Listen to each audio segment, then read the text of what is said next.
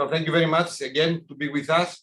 We are going to try, the objective of this presentation is like to give some tips for mainly for our students regarding how to write a paper. I mean, do not consider this as the Bible of how to write a paper, but I will try to share with you my experiences and my studies and reading around this issue.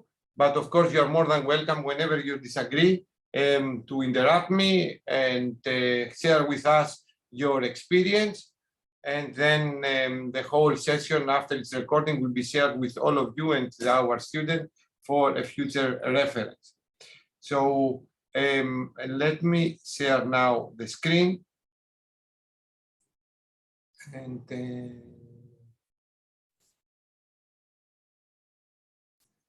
start the presentation. I hope that you can see my screen. What you can see, I suspect, is the Mentimeter.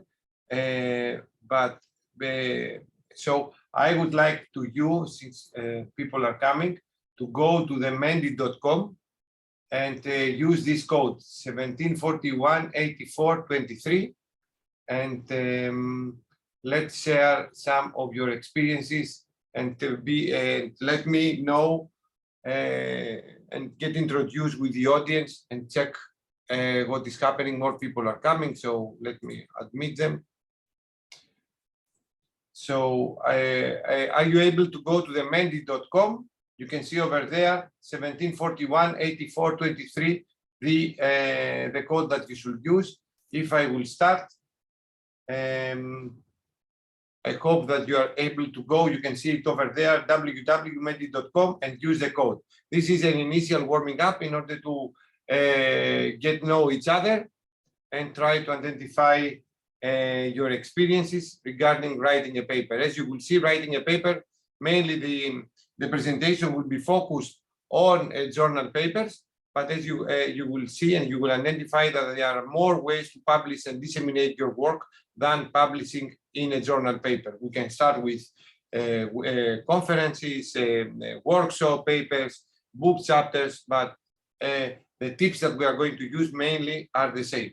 So, I mean, you can start answering this question: what is the main objective of a research paper? I would like to identify what are your opinion and what do you think about this? And we can see share knowledge, publish, disseminate, inform others on your work, share your work, explain a topic.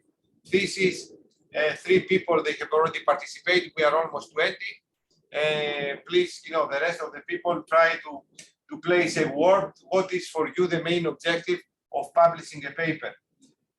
I'm still missing something, and this gives me motivation to continue the presentation, since I'm missing a very, almost there. The key word that I was looking for is over there, but I will try to discuss it with you in continuation of my presentation. 6 people, they have participated. I will provide some floor and some more time for the rest of the people to share with us what is the main objective of a research paper. So you can see here, share knowledge, definitely inform others of your work, definitely disseminate your work, definitely. You will see that the motivation between students and academics is different, and but all of us, we participate in order to promote our work, elevate our position and promote our position within the universities, attract funding, complete our master's thesis, complete our PhD. But one of the most important things that you will see about the research paper, in order your work to receive citations and have an impact, is to train and educate the other people about your work. So any paper should provide the template and the floor for the rest of the community to continue and reproduce this work in order to have an impact and have a value. If you are going to present your work just to inform the people about some data that you have received, the impact will be limited, and it does not serve the purpose of a paper. To educate and help other people to continue, what are you doing? So I can see 8 people from the 19. They share their objectives about what is a research paper. I suspect that the rest of the people, they are going to join later on in the Mendy.com and share their opinion with us. So let me move to the second question. Have you participated in writing of a research paper? Yes or no? I suspect that the yes will be the majority, since I can see colleagues of mine among us. So my colleagues, please feel free to interrupt me if you have a different opinion than what the ideas and the tips that I will present. So I can see, but I need also the other people to participate. Otherwise, I will consider that the cameras are off and the people are away from the cameras. So this is one of the most, the highest challenges that we face on this kind of communication.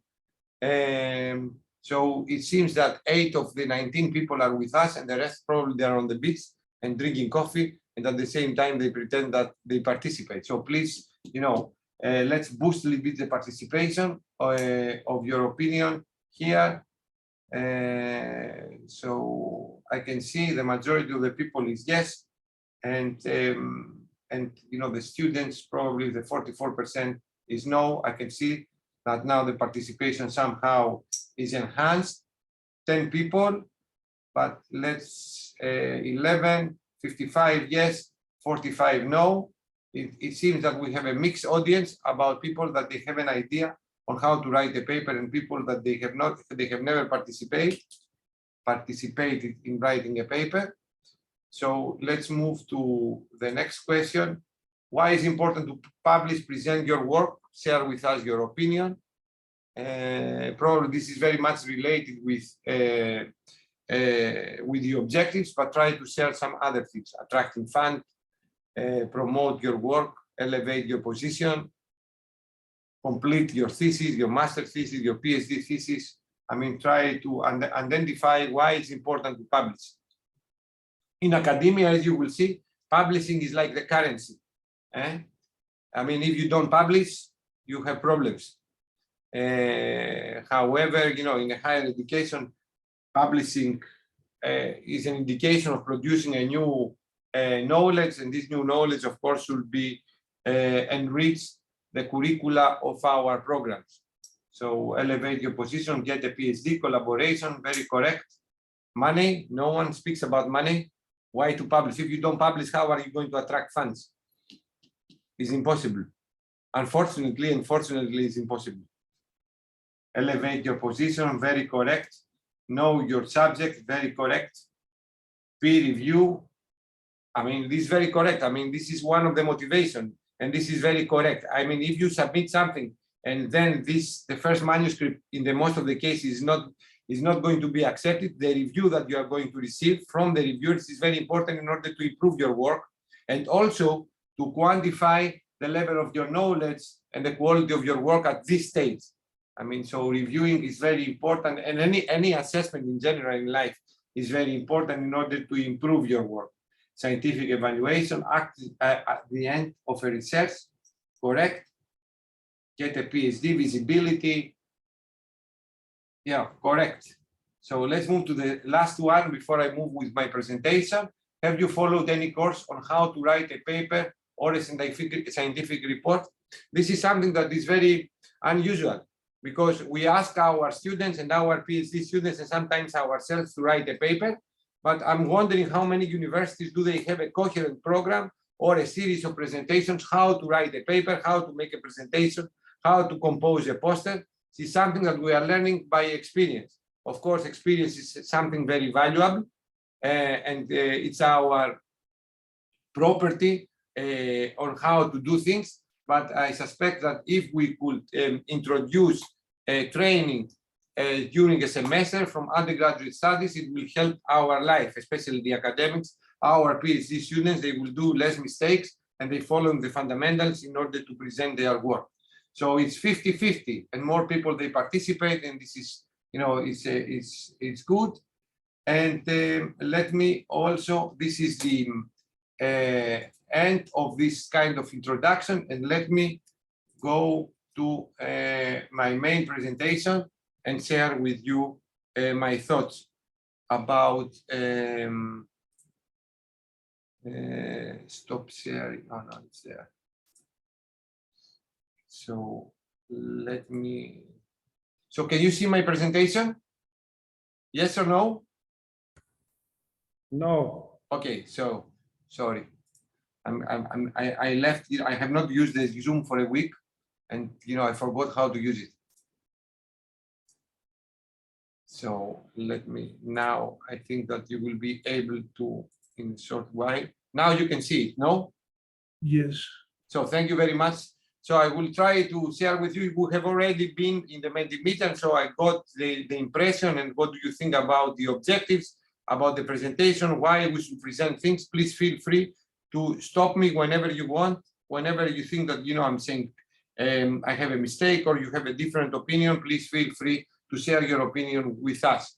So the subject and the topic of today's presentation, along with the Athena software research skills development, is like how to write a paper, how to write a scientific paper. And what I'm going to provide you is are some tips on how to do it.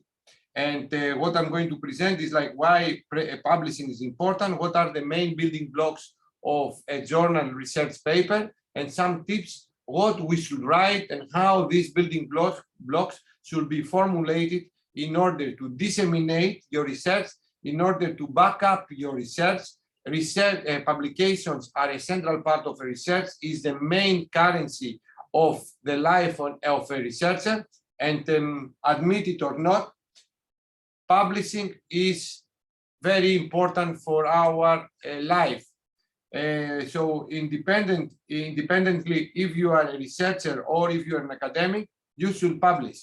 I mean, this is something that counts and quantifies our impact within the universities that we study or the universities that we work. And this is the famous cartoon, publish or perish. And there is a famous motto that interesting and not published work is something that is equivalent to non-existent. So whatever you are doing, it should be published somehow in any forms of publications, and you will see some of them today. So publication is a form of a communication.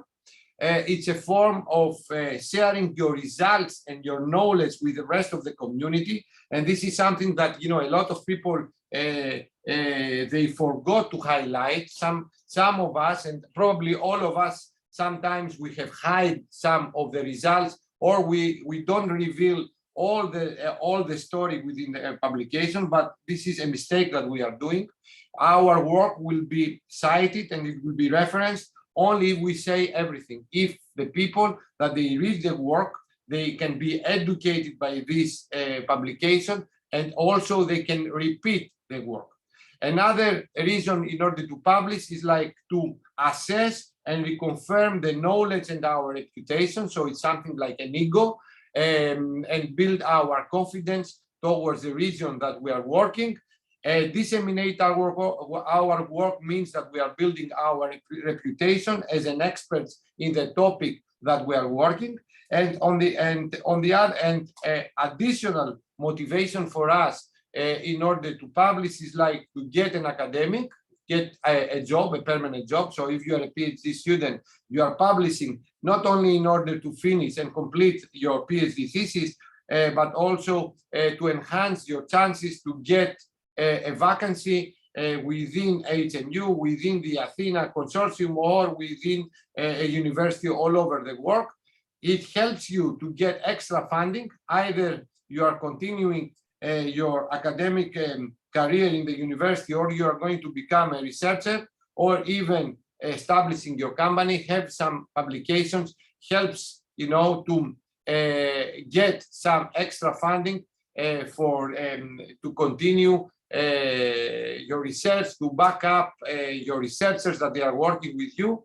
And also it's something that in the case that you receive the grant, you should publish, you should disseminate through your publication your work. So this is one of the grant requirements when you are publishing. And finally, don't forget that publishing is the currency of any academic. What is a paper or any written publication that you are doing? Fundamentally, is a technical document, it's a technical manuscript. So you are using specific terminology, but of course is presented as a story. So it's very important to write a coherent story in order to present in a clear way, using formal expressions related to your topic, your work. Try, of course, to avoid any rhetoric expressions and be specific on what are you doing. Now, how many types of written works and written publications you can use in order to present your results? This depends on two parameters. It depends on the volume of the audience that you would like to present your work, and the second parameter, that is one of the most important, has to do with the maturity of your results. How mature are your results? You can present your results in various stages as the maturity enhances, and I will explain later on what do I mean by saying this. So the first technical report that our students are called to compose is a scientific report.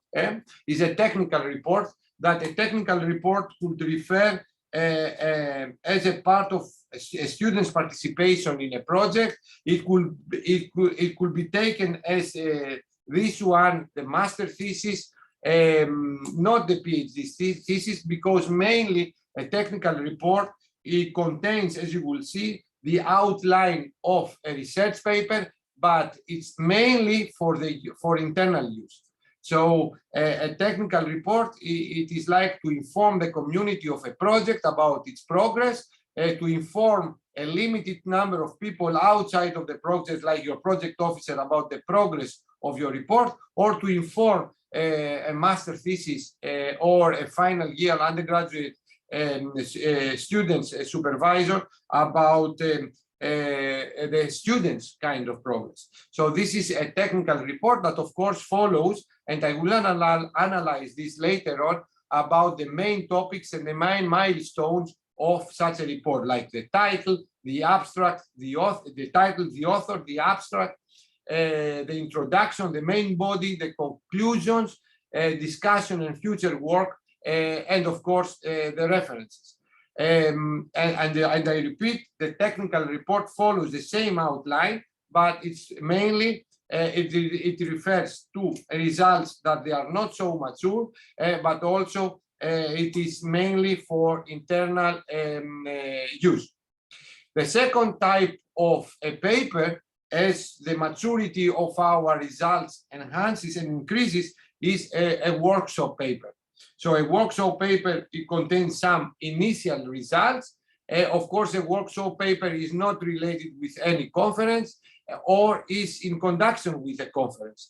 It is not contained in the proceedings of a paper. It's something less in a lower level. So this is another thing that our students, they can present their work or as we participate in a workshop. Then we have a symposium paper that is not related at all with any consortium. It's a more mature results that they can be presented over there. And then we move to a conference. A conference paper, of course, it has the alternative to be included to the proceedings, and which means that it can be considered as a part of our publication record. So the difference of a conference paper compared to a workshop paper or to a symposium paper is like that is the fact that it can be included to a printed volume of presentations of other papers, and can be included within our CV and can be considered as a publication. But of course, the mecca of any publication is a journal paper. And in the case of a journal paper, we have two types of a journal paper, as you will see. The research papers that we present an innovative work, some new things that other people, they have never published in our area, or a review paper.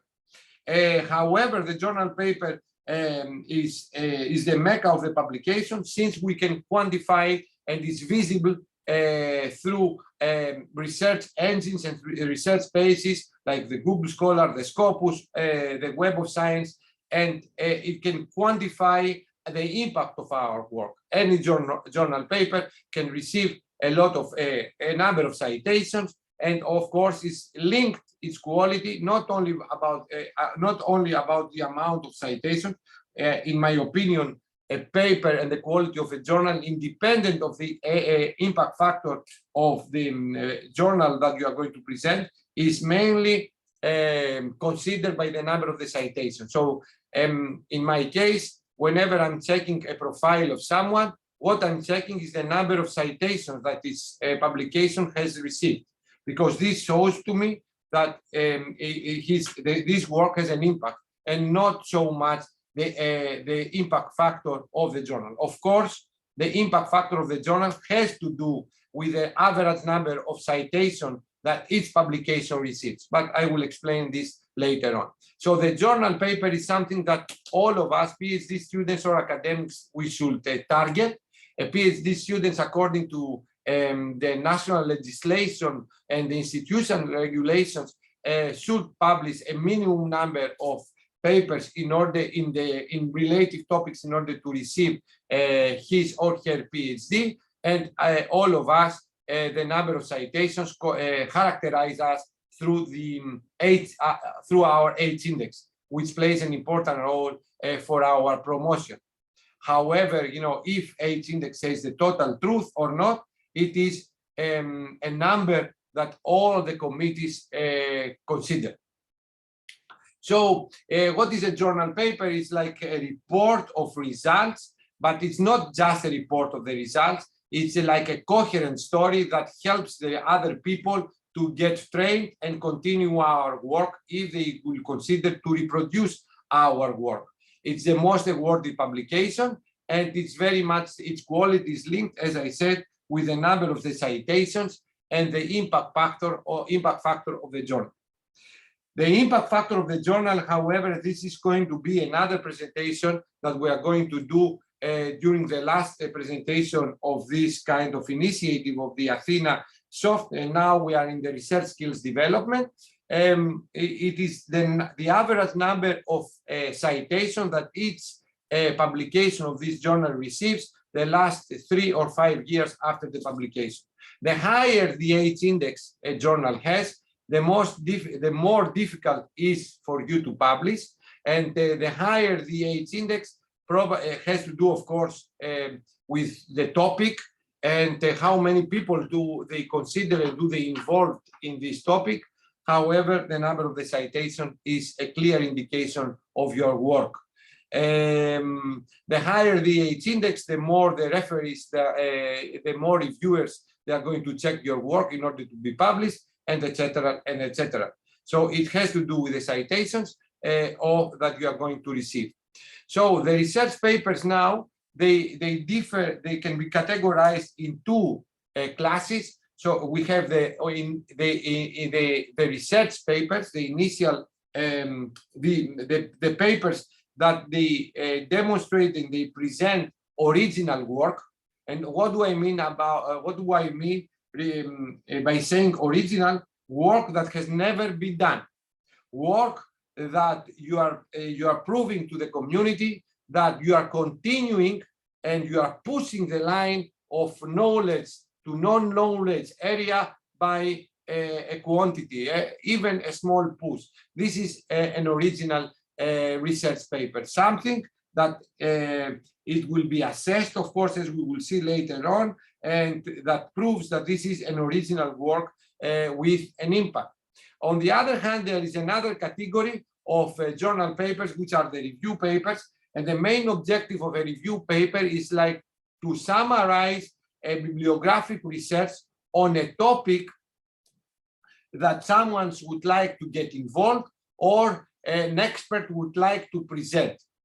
So in case that you are going to read a review paper, it is a fast-track training on a region that a PhD student would like to start his or her research, and for an expert to show the perspective of this topic.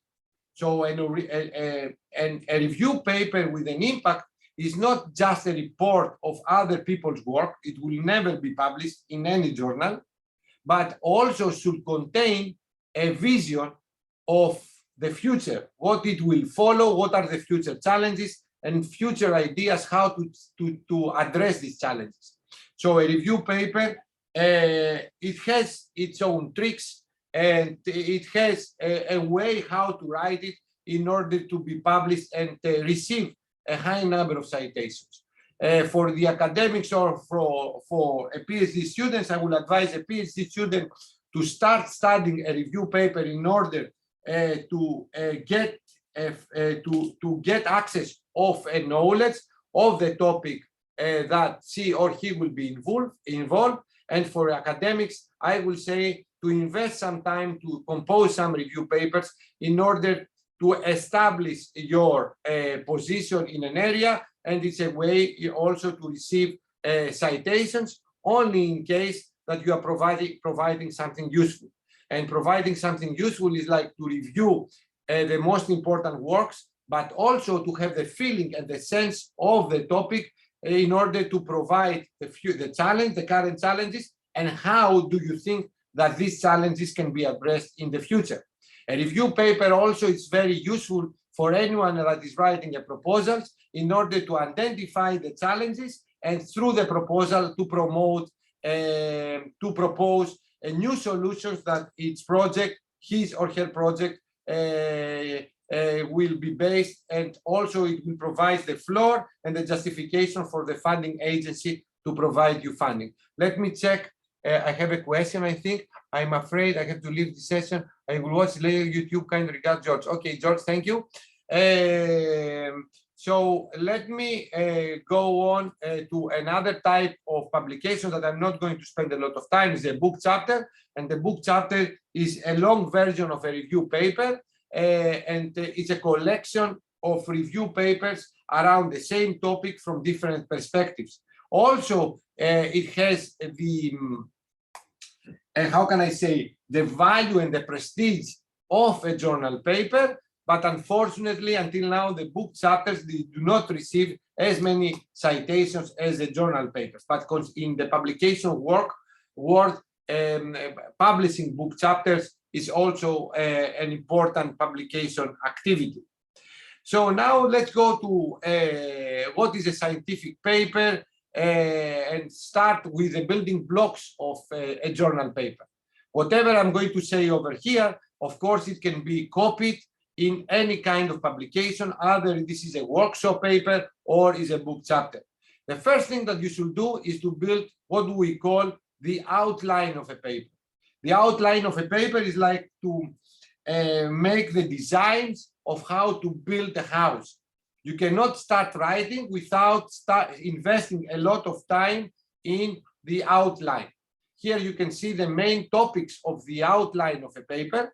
And we used to say that we spend time to produce our results, but we spend thought and thinking on how to write down and agree with the other authors the outline of a paper.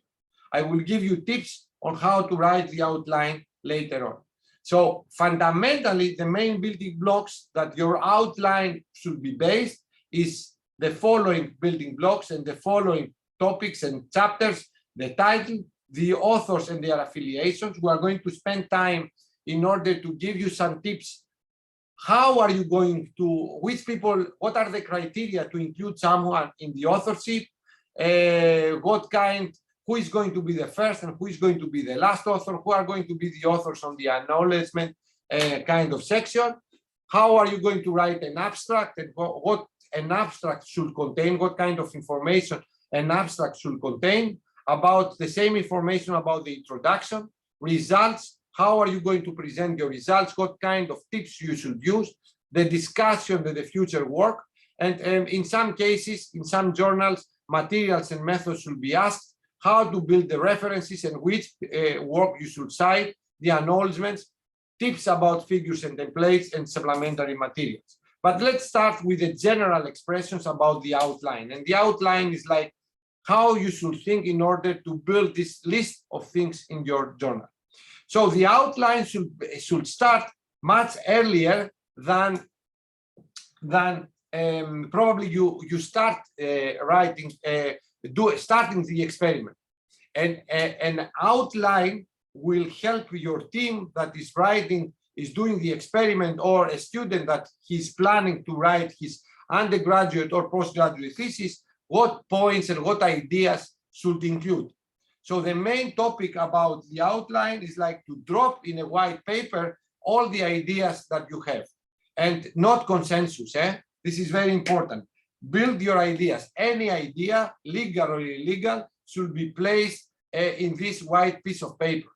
And then after you are going to write down the hypothesis, the ideas that you would like to test through your experiments or through the reading that you are going to do, then start to place these ideas under the topics that you can see over there, and I will analyze later on.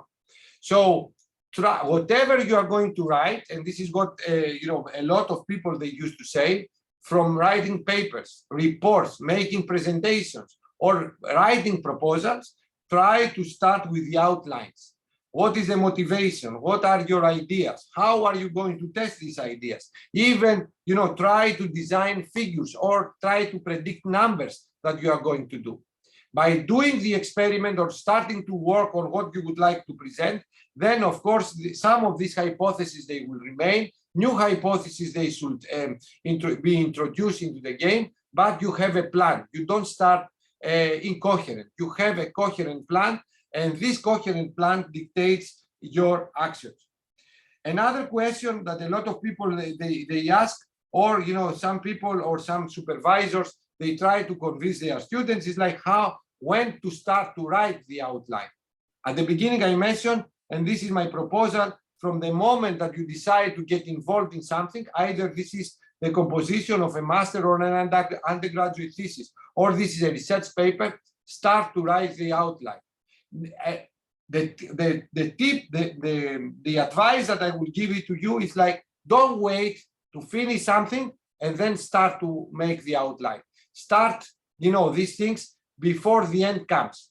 When you will have the first result, start writing the paper or your thesis. This will help you a lot, and also will help and plan your experiments or the way of thinking during the studies or during the experiments.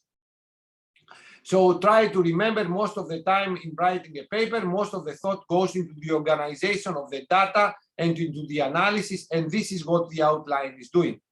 So start with a blank piece of paper and share your ideas within this piece of paper. And the most important questions that somehow facilitates the feeling of the outline and the way and what you should write down on this piece of paper are the following. Why did I do this work? And mainly, as you will see, this is the motivation.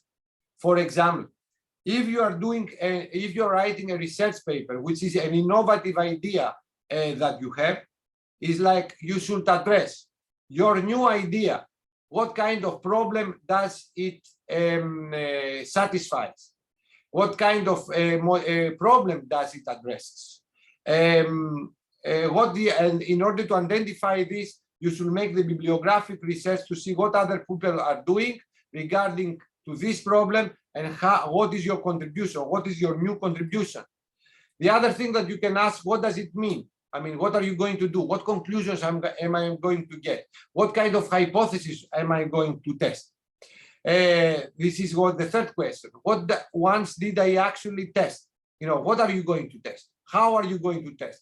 What were your results, or what will be your results? How are you going to justify these results based on the theory?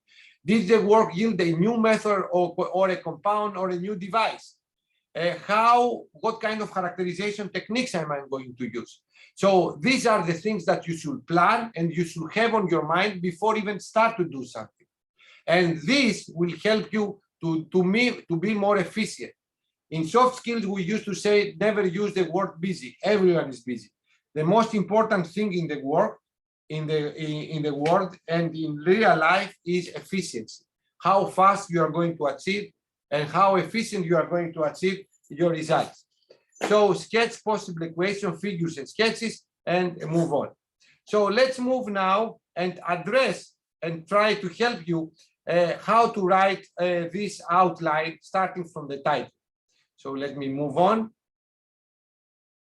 So the title should be short, should represent your work.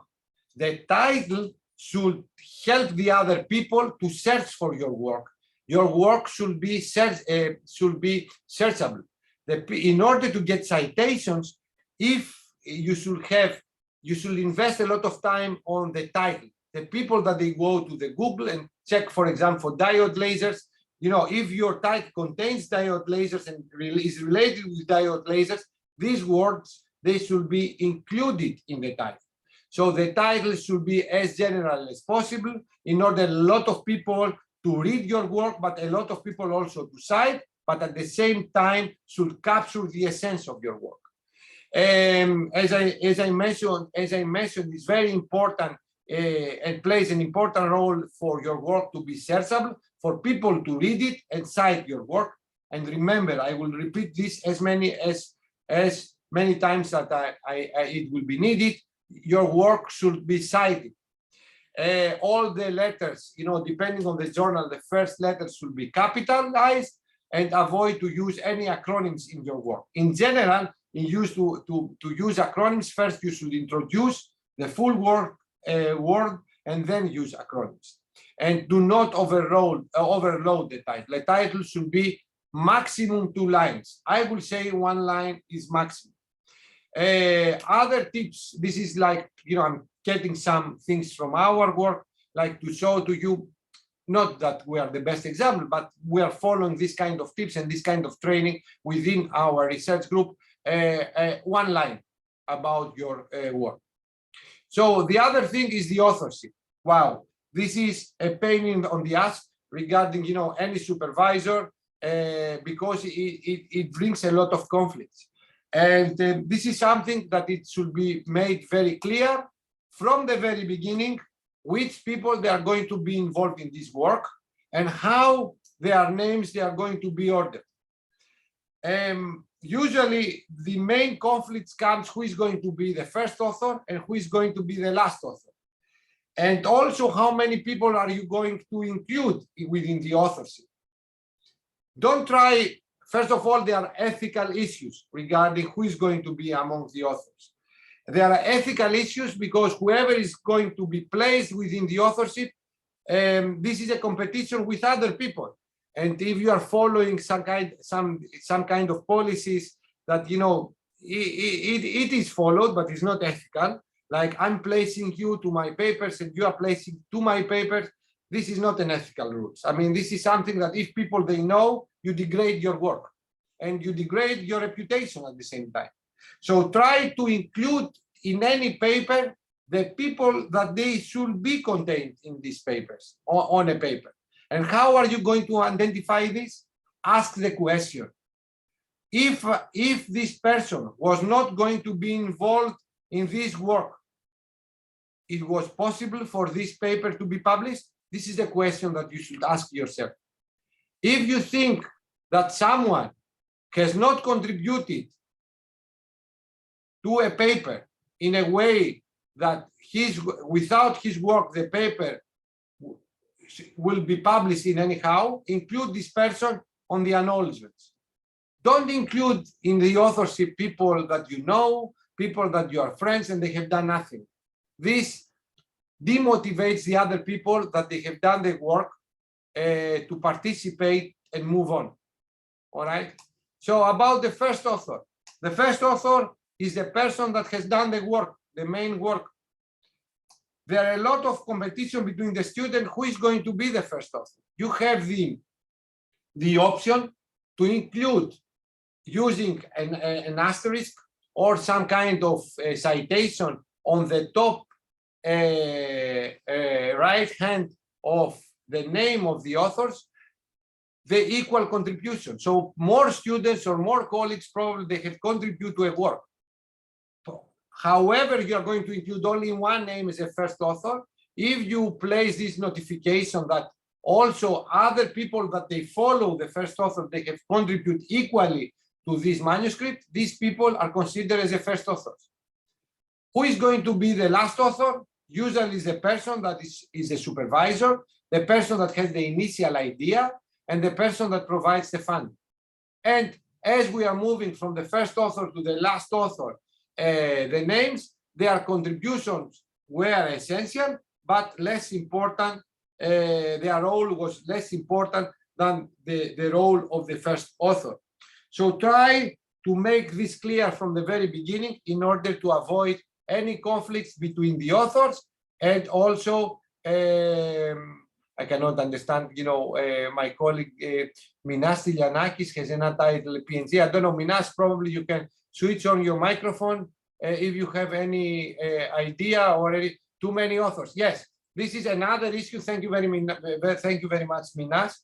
In the case that you have, this depends on the journal, but in general, if you include more than 10 authors, the journal asks a specific report. What is the contribution of each one of the authors in order to justify why many authors are included within a paper.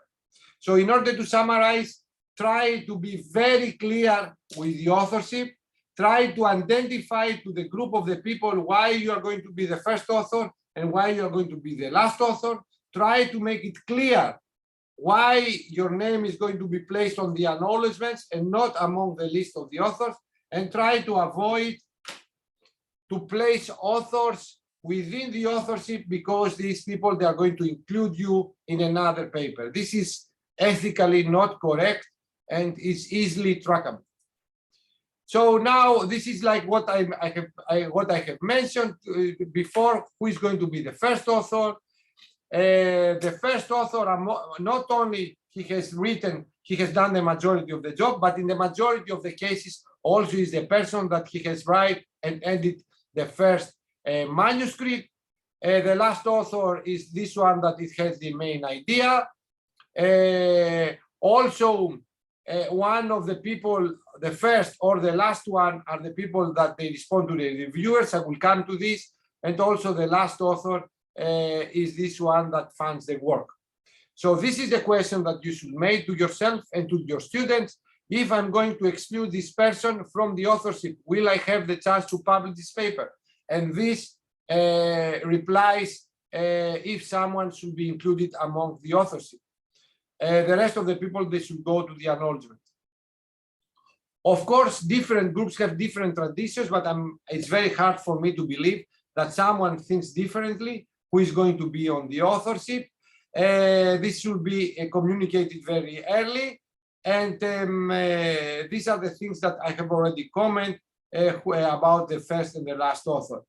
This is like what Minas has mentioned. And of course, this does not only depend on the number of the authors that they are going to be included within the paper, but since the fact that a lot of authors, they place other people because other people, they will place them to the other publications. A lot of journals, and this depends on the impact factor of the journal, they request, even if you are two authors, to explain what are the contribution of these two authors to the manuscript. Now we have also the fact of the corresponding author. We have the first author and the last author, and usually one of them is also the corresponding author. In the majority of the cases, is the last author. And this is the person that makes the communication, makes the submission and the communication during the revision stage with the journal. I will come to the revision for our students that they are here. The submission, it has the following stages. We submit our manuscript, and then the technical support of the journal checks if you have followed the format of a paper, of a journal, or the format of the institution, in the case that you are submitting your master thesis or your PhD thesis. If you follow the formats and the guidelines of your institution or of the journal, then the editor, in the case of the journal, or your supervisor, in the case of a master or a PhD thesis checks the abstract and checks if the content is relevant to your master, PhD, or work relation with your publication and the objectives of the master, or your research work topics with the journal interest or your department's interest, and they move on to a review. In the case of a master or a PhD thesis, this is a committee of your master or your PhD, or in the case of the journal, to the reviewers. And then the reviewers, they provide a feedback to you with the comments. I have a different presentation how to submit your and review your work, and this is something that will happen as a last lecture in the next week. You should receive this review as a blessing. Anyone that spends any time for you in order to provide you a report how to improve your work, you should welcome this with a great gratitude. Follow these comments, and this will improve your work. So this is the person that is doing this between the journal and the authorship is the corresponding author. And in the majority of the cases, this is a person that also provides, makes the corrections together with the first author in order to resubmit. And finally, the paper and the work will be accepted. So another thing that is very important is to write your affiliation. What is your department, your university? And this is, it follows the format of the journal. And a single author, of course, could have more affiliations than one. And this is something that you can see over there in one of the papers that we have submitted. You can see under my name, I have two affiliations. I place the research laboratory that I'm involved, and also my department. Another thing, important thing that it contains to publications is the keywords. As I mentioned to you before, it is like the title should be short and accurate. The title should contain some wording that it will help people to identify and find your work. In order to be your work to be searchable, to someone to read it, and if it likes it, if he or she likes it, to cite it. Remember, citation is your objectives.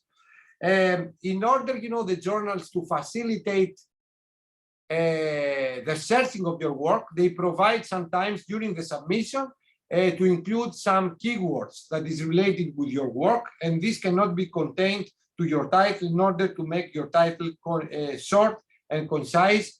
It gives you the option to include 5 to 8 keywords related to your work, and this helps also for the searching of your work. These keywords are single words, single compound words that can be used, and this is the main objective of this is to identify your work during searching. So we have mentioned already about the title. We have given some tips about the authorships. We have given some tips about the affiliation and the keywords. And let's go now to the first building block, following the sequence and the ordering of a paper. And this is the abstract. And what I would like to say here, probably the abstract is something that you can see. You can see over there that is highlighted with a different color within the text. However, it's the first thing that you read. It's the first thing that someone will read in order to decide if he's going to read the whole paper or not. This is the last thing that you are going to write. The last thing that you are going to write is the abstract. The abstract contains the summary of your work. So you should have complete your work. You should have write all the results, the conclusions, the future work that you are going to do, and then you are writing the abstract. So the abstract is a short summary, not more than 250 words, depends on the paper, depends on the journal, depends on the conference, depends on the committees, the master committees and the PhD committees of your university, how long you are going to write your abstract. but it is a very essential building block. It's your selling point. Is the point that you should invest a lot of time in order to write it very clear, in order to present and summarize the motivation, the objectives, and also the main results of your work. And I repeat, this is something that you will write at the end. You should follow this, how can I say, motto or this framework, MRSI, which means you should reveal within these 250 words maximum the motivation, what kind of research you have done, what is the contribution, and what are the implications of your work. And this within 250 words. I repeat that the way the people they are going to cite your work depends on the title, what kind of keywords you are going to write, and then if they will identify your work, they are not going to write the whole paper. They will start with the abstract. They will start with the abstract, and if your abstract contains all the information and show to the people in a very clear way what is your contribution, then they will decide to read it, and this means that your chances, your work to be cited increases.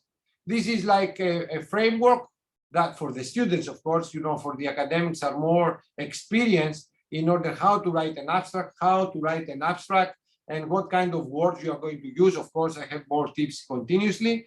Another way to write an abstract is go to the journal that you are planning to submit your work, read other abstracts in order to identify the wording, the terminology, the extent of the abstracts that other authors of already published work they are using in order to facilitate this task. Then we are moving to another building block, which is something that you can start working. I'm not suggesting this. I'm going to mention from where to start. Mainly myself, I'm jumping now the publication. I'm starting with the results. So when you have a results, you are making very nice figures and graphs in order to depict the whole story. The whole story, your results should be easily readable through nice figures, and then the captions of the figures. The captions, the title of these figures of your results should summarize your work, and this is from where to start. However, in the introduction part of your paper that follows the abstract, is like you have done all the bibliographic research. Over there, you are placing yourselves compared to the other people's work. So through the introduction, you should make the majority of the citations that your bibliography will contain. What other peoples they have done, what are the current situation, the challenges of the topics that you're addressing, and what are you doing differently and to the others in order to push, the border of knowledge and non-knowledge. And this is your contribution. So this will be introduced to the introduction. What the other people they have done, what are the current problems, which is the motivation for you, and your work should contain a motivation and should justify what are you doing in order to address the problems that the other people they have faced, and how do you promote the new knowledge and you address some of the challenges the other peoples they could not address. There are a very important issue regarding the introduction is the verbing that you are using. So this is some of the verbing that you can use, and the majority of the people during the introduction they use to address this issue, whatever issue is this. In this work we present, or we present an approach for, etc., etc. So these are some of the expressions that will help you to start your introduction. However, as I mentioned, the very much important about the introduction is to address all these topics, the motivation, what the other people they have done, what is this your work compared to the state of the art that other people they have done, which means what is the new thing that you are going to write. And also at the end of the introduction, you can present the construction of the rest of the paper, what is the knowledge and what the reader will learn if will continue its reading. So the motivation is something that is related on what did I say before, what the other people they have done, what are the current status of your area, and how your work contributes towards the progress of this area. The bibliographic research is the main heart of the introduction. And how are you going to make the bibliographic research? And which people are you going to cite? This is something that I will describe right now. So try to use the net in order to identify the work that has been done in this field. So what are you doing is searching other people's work. And in order to identify the other people's works, you should think, how are you going to promote your work? So keywords, nice titles, titles that they reflect to the topic that you are dealing with. There are different search machines. The most credible one is the Scopus, the Web of Science. Of course, the Google Scholar is getting improved. The ResearchGate is the Facebook of the author, so you can go over there and follow specific authors that they are innovators in your field, and also identify innovative work. And of course, you can visit the journals, web pages, websites in order to find out work related to your work. But which sites and which things you are going to cite? The work that you should cite, of course, should be the work of the first person that has introduced the field that you are dealing. So if you are dealing, let's say, with artificial intelligence, who is the person that introduced the artificial intelligence? You should cite his work or her work. But you should not do a very extensive bibliographic research. You cannot cite everyone. Thousands of papers are produced and are published every day. So beyond the person that has introduced the topic, you should introduce the most important publications. And this is the most important publications. They can be quantified by the number of the citations that they have received, but also what are the most recent publications of the topic that you are dealing. Why the most recent one? The most recent and the most important one at the same time, because you are going to, based on this work, and you are going to place, a small stone to the knowledge that is your contribution. So the first ones, the most important, and the latest results relevant to your work. And another thing that it should be take care is the last thing that I'm mentioning over here, that it has to do with which people are part of the, how can I say, scientific criteria you are going to cite. Sometimes you cite people that probably they are going to be your referees. What I'm proposing right now is not ethical in 100% definition of what is ethical and what is not ethical. But if you would like, for example, some people to receive your work because you would like to disseminate through them your work in order these people to become your future collaborators, or if you would like to have a most, let's say, easy,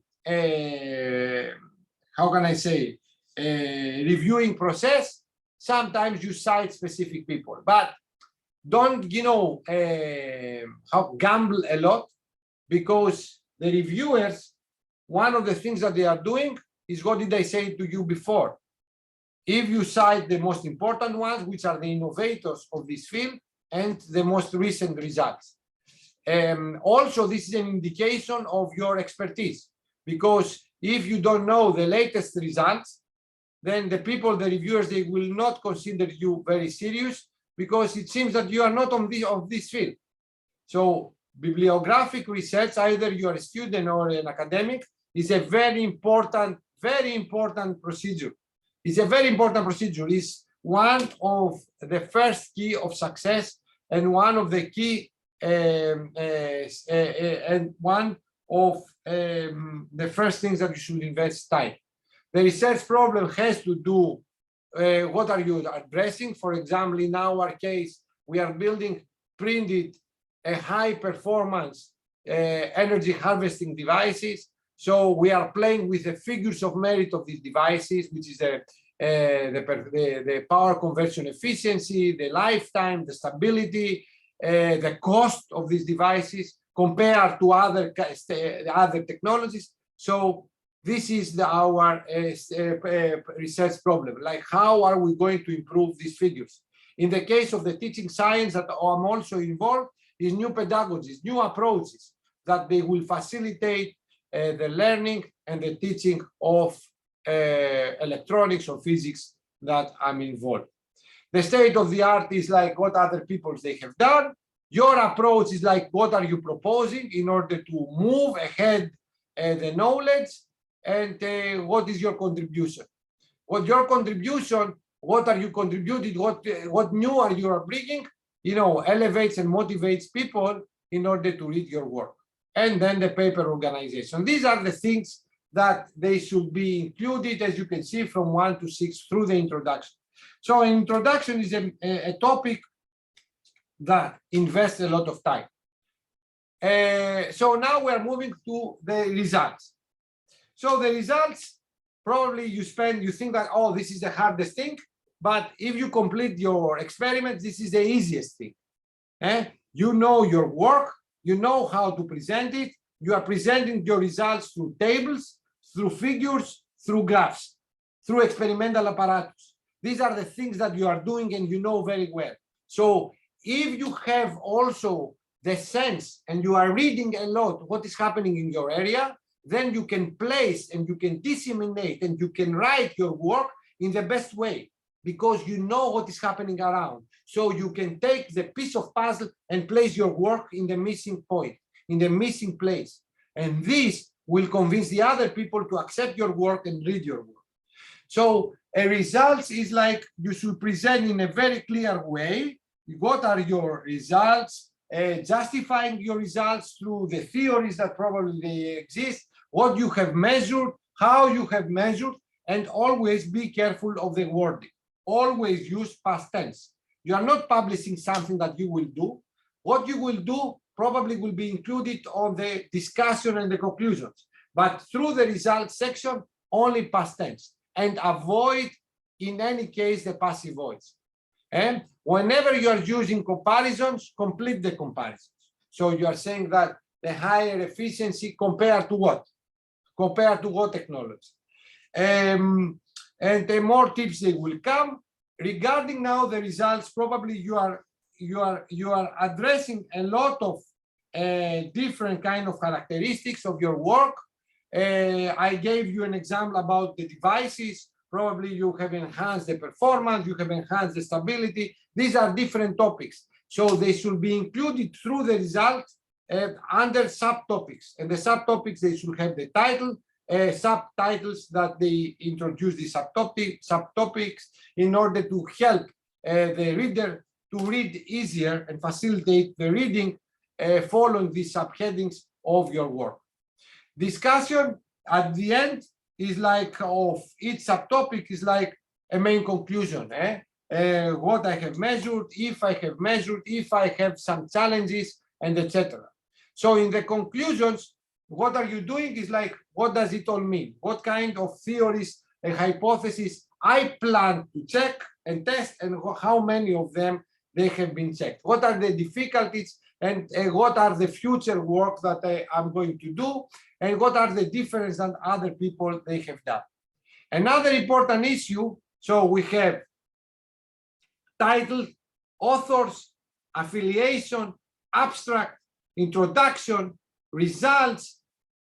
I will give some comments regarding the figures and tables, and then the future work and challenges. Very important thing, because this proves your credibility, proves your expertise, shows that what are you doing, you know it, and you know how the work will be involved. If you are not going to include the future work, this is a suicide for you.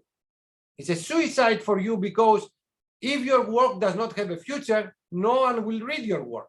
No one will be based on your work in order to do something extra which means no one will cite your work. So always, either this is a conference paper, either this is a review paper, either it's a research paper or a book chapter, always state the future work that can be done. Place your feeling, which is very important for your credibility. It's very important in order to identify, and some people call you in order to have collaboration. And this differs you from people that they are doing copy-paste. There are a lot of people that they just copy other people. Don't try to be with them. I mean, if this is possible, try to be, to make your own character. You know, in this way, probably in one day you are going to be a reference. So regarding the references, I have already included these, my tips during the introduction sector when I will present you. Always do not try to cite everyone. You cannot have, you know, 1,000 citations. Try to cite the first and also the most important and most recent work. Cite the pioneers' work, because the most important and the most probable, these people, they are going to review your work. So if you have not included their work, they are going to make a comment, and this will delay the publication. And or regarding references, as anything else that you are going to write, either it's a thesis or a journal paper, respect the format.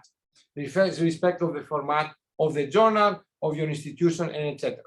Also include the acknowledgement to include other people that they have contributed, and most important, to acknowledge the funding agents, the funding agencies that they have support your work. If you are a PhD student, probably you are getting a scholarship from somewhere. You should acknowledge these people. If you are a researcher or a scientist, you are getting funding from a project. You should cite the project and you should acknowledge the project. This is something that you should do, and also is among the rules that you have signed. Figures and tables. At the beginning, I remember my case when I tried to write my first paper when I was a PhD student. I was focused on the analysis of my results, the theories that they are going to back up my results. Bullshit. You know, the most important things are the figures and tables. The text is a secondary one. Text, you know, just facilitates and supports your figures and tables. Okay, so start to do very nice figures and very nice tables. If you need the help of an expert, go and pay some money. These are the things that the people, the readers, your future people that they are going to cite your work, they refer the figures and the tables. They will read the abstract, and then they will go to the figures of the tables. It's what we are doing when we are reading a manual. We are not reading the manual. We are going to the figures in order to check out the potential and the capacities of the device that we have bought, and etc. So spend a lot of time on how to write figures and how to compose the tables. Tables that they address all the figures of merit of your work with the units, with the clear numbering, and etc. So these are the things that you should do regarding this way of presenting your data. I repeat, text comes secondary. Text will help the people to a little bit facilitate their understanding of the figures and tables. Ideally, the person that is reading your paper should discover the whole story by understanding the figure, your figures and your tables. In some cases, when you would like, when you know the publication is accepted, some journals they request table of content figure, that a figure summarizes and highlights your work. Other tips is like mainly start to write the paper and don't wait to finish the experiment. Do not, you know, there are some people that they are, how can I say, perfectionists, that they like to have and this measurement and this measurement and these measurements, you know, to back up, you know, their experiment for many kind of points of view. Don't wait, because this is a competition over there. Try to set up a threshold, and when you reach this threshold, start writing at the same time in parallel that you are doing your experiment or your reading. And with this, I think that, you know, I have mentioned all the kind of topics, starting from the authors, starting from the title, keep it short and concise, try to identify the whole story, go respect the authorship, which people they should be included within the authors, very, very important and very ethical for you. Go to the abstract, which is going to be the last part of your writing building block. However, it's the first one that all the other peoples they are reading in order to cite your work. The introduction that is very much linked with the bibliographic research and also is a very important building block during the reviewing in order to have less comments. Try to review the innovators and also the latest and the most important work. Moving to the data, when we are going to the data, start to think of figures and tables. This is the thing that it should be very clear. And also this is the things that other people, they will read after the abstract in order to go on with your work. And then conclusions and future work, very important. Future work, very important in order to show a potential to the rest of the readers. And bibliography. Don't try to be very extensive, not short, not very long, in order to address everyone. And with this, I think, I will try to give you a tip on what you should think when you are writing a technical report or a thesis. The same tips, they should be followed. And I'm very glad that I have here Minas Stylianakis, that he has a very big experience in writing the papers. If you have any question or if you have any disagreement, please feel free to interrupt me. The floor is yours. If not, we can continue our evening. I don't know if you have any comment or any question. So I will provide. Kostas, just I have a comment that we have to avoid self-citation. Yes, thank you very much. Thank you very much for this. Anyhow, Minas, any committee, any evaluation committee or people that they are judging our promotion, they will exclude the self-citation. I mean, the Scopus but already excludes the self-citations or indicates from the received citations how many of them they are self-citations. But yes, ethically, we should not cite ourselves. And this is something to comment. Sometimes we review papers and we try to promote our publication as a comment to the people that we evaluate their work. This is not ethical to do. Thank you for the comment, Minas. These are very important. And also, in many journals, during the reviewing process, the reviewer has to mention if the author has an intense self-citation. Yes, totally. We should avoid this. Yes, thank you. Okay, so if this is the case, I cannot see any comments. I would like to thank you. The next week, we are going to do the last part of this course. We have started with the soft skills. Now we have moved in the how to publish, but I will present some topics, how to submit your work and how you should report to the reference. All right. So thank you very much for your participation and see you next week, most probably. Thank you. Bye. Very important. Thank you. Bye-bye.